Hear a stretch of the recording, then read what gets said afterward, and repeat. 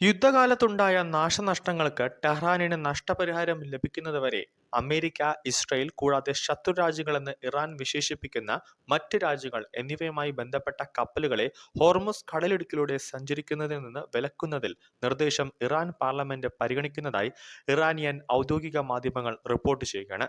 ഈ നിർദ്ദേശം പ്രാബല്യത്തിൽ വന്നാൽ തന്ത്രപ്രധാനമായ ഈ ജലപാതയിലൂടെ കടന്നുപോകുന്ന വാണിജ്യ കപ്പലുകൾക്ക് ചരക്കിന്റെ മൂല്യത്തിന്റെ 7% വരെ ഫീസ് ചുമത്തേണ്ടി വരും. ഇറാന്റെ നിബന്ധനകൾക്ക് ലംഘിക്കുന്ന കപ്പലുകൾക്ക് അവയിലൂടെ ചരക്കിന്റെ മൂല്യത്തിൽ 20% വരെ പിഴ ചുമത്തപ്പെട്ടേക്കാമെന്നും റിപ്പോർട്ടുകൾ വ്യക്തമാക്കുന്നു. ഹോർമുസ് കടലിടുക്ക് വഴിയുള്ള കപ്പൽ ഗതാഗത പാതകളെക്കുറിച്ച് ഒമാനുമായുള്ള കരാർ അന്തിമഘട്ടത്തിലാണെന്ന് ഇറാൻ അറിയിച്ചതിന് പിന്നാലെയാണ് ഈ നീക്കം. ഇറാനിയൻ ഔദ്യോഗിക മാധ്യമങ്ങൾ റിപ്പോർട്ട് ചെയ്യുന്നത് പ്രകാരം കപ്പലുകൾ ഇറാൻ തീരത്തോട് ചേർന്നുള്ള വടക്കൻ പാതയിലൂടെ പ്രവേശിക്കുകയും ഒമാൻ തീരത്തോട് ചേർന്നുള്ള തെക്കൻ പാതയിലൂടെ പുറത്തു പോവുകയും ചെയ്യും.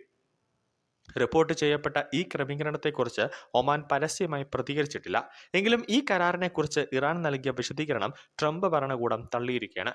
ഏതെങ്കിലും താത്കാലിക പാതകൾ തടസ്സങ്ങൾ ഇല്ലാത്തവയായിരിക്കും. ഏതെങ്കിലും താത്കാലിക പാതകൾ വേറെ കണ്ടുപിടിക്കേണ്ടി വരും. അതായത് ഈ പ്രത്യേക അനുമതികളോ മറ്റ് നിരക്കുകൾ അല്ലെങ്കിൽ ടോൾ എന്നിവയോ ആവശ്യമില്ല. ഹോർമുസ് കടലിടുക്ക് ഒരു അന്താരാഷ്ട്ര ജലപാതയാണ്. അതിനാൽ അവിടുത്തെ പാതകളിലോ അവയിലൂടെയുള്ള സഞ്ചാരത്തിലോ ഒരു കക്ഷിക്കും നിയന്ത്രണമില്ല. പേര് വെളിപ്പെടുത്താൻ അനുവാദമില്ലാത്തതിനാൽ അജ്ഞാതനായി തുടരാൻ ആഗ്രഹിച്ച ഒരു US ഉദ്യോഗസ്ഥൻ അന്താരാഷ്ട്ര മാധ്യമങ്ങളോട് പറഞ്ഞതാണ്. ഇറാനെതിരായ നാവിക ഉപരോധത്തിലൂടെ അമേരിക്കയാണ് നിലവിൽ ആ കടലിടുക്കിനെ നിയന്ത്രിക്കുന്നതെന്ന് ട്രംപ് പറയുന്നുണ്ട്.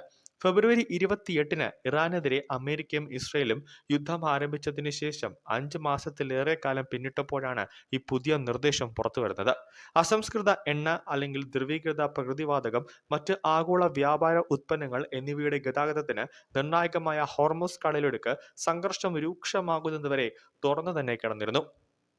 അമേരിക്കയും ഇസ്രയേലും സംയുക്തമായി നടത്തിയ സൈനിക ആക്രമണങ്ങൾക്ക് മറുപടിയായി ഇറാൻ മേഖലയിൽ ഉടനീളം പ്രത്യാക്രമണം നടത്തുകയും ആ ജലപാതയുടെ നിയന്ത്രണം ഏറ്റെടുക്കുകയും ചെയ്തു. തുടർന്ന് ഏപ്രിലിലും ജൂലൈയിലും അമേരിക്ക ഇറാനെതിരെ നാവിക ഉപരോധം ഏർപ്പെടുത്തുകയുണ്ടായി. ഈ ഉപരോധം ഇപ്പോഴും തുടരുകയും ചെയ്യുന്നുണ്ട്.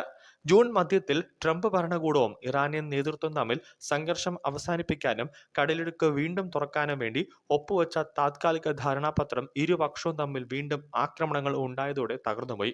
ഹോർമുസ് കടലിടുക്ക് വഴിയുള്ള കപ്പൽ ഗതാഗതത്തിലുണ്ടായ തടസ്സം ആഗോളതലത്തിൽ ഇന്ധനത്തിന്റെയും വളത്തിന്റെയും വിതരണത്തെ ബാധിക്കുകയും വിലക്കയറ്റത്തിന് കാരണമാവുകയും ലോകമെമ്പാടുമുള്ള സമ്പദ് വ്യവസ്ഥകളെ ഉലയ്ക്കുകയും ചെയ്തു.